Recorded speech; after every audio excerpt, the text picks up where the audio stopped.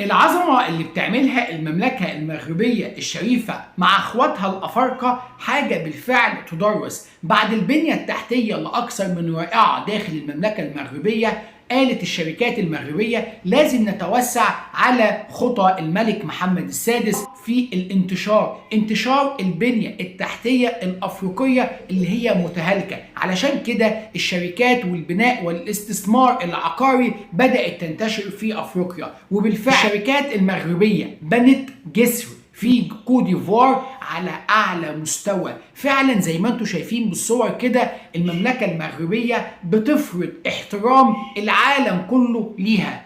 المملكه المغربيه لما بدات تتوسع في كره القدم وانها تستضيف الاتحادات الافريقيه او المنتخبات الافريقيه اللي ملهاش ملاعب في اراضيها، ولازم يكون ليها صوت قوي جدا في الاتحاد الافريقي لما تتخذ اي قرار، يبقى كل مجتمع ومتاكد ان المملكه المغربيه هي الصالح ليه. هو ده اللي حصل في شركات المعمار لما بدات تبني وتتوسع في البنيه التحتيه لاخواتنا في البلدان الافريقيه، واخرهم بناء جسر بهذا الطول، بهذه العظمه، بهذا الانشاء المعماري، وكل دوت صناعه مغربيه. ويفتتحوا ويدشنوا رئيس كوت ديفوار فعلا ارفع راسك فوق انت مغربي. الشركات المغربيه هي سفيره للمملكه المغربيه في افريقيا. مش لازم القوه هي تكون سفيره، ممكن تكون سفير انك شخص بالفن بتاعك زي بوتشر، ممكن تكون سفير في كرة القدم